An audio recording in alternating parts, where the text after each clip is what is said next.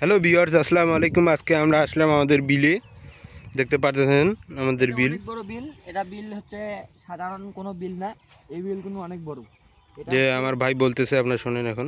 এটা বিলের গঠন হচ্ছে প্রায় এই জায়গাটা প্রায় 7 টন মাটি।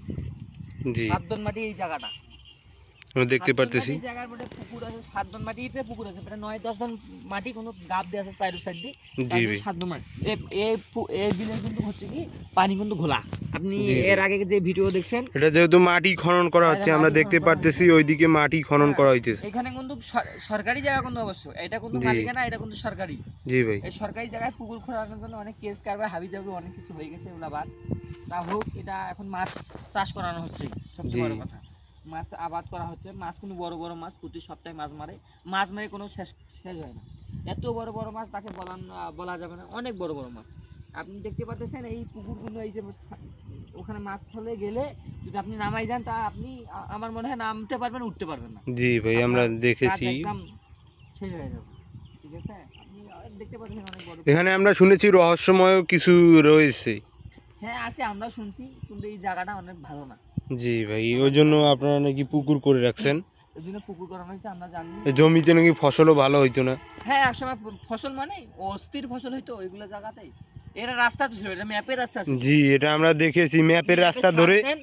এটা ম্যাপের রাস্তা। জি ভাই, আমরা ম্যাপের রাস্তা ধরে অবশ্যই এখানে এই অবধি এসেছি।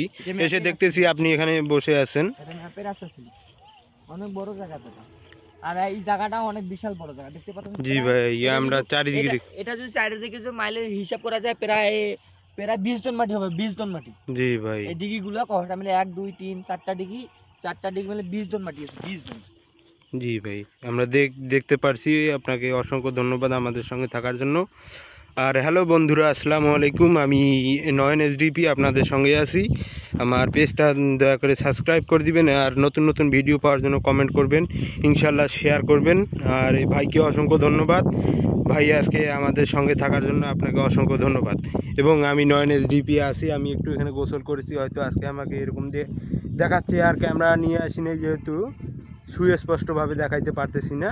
তো যত দূর সম্ভব আমরা প্রকৃতির সঙ্গে আপনাদেরকে দেখাইতে পারছি।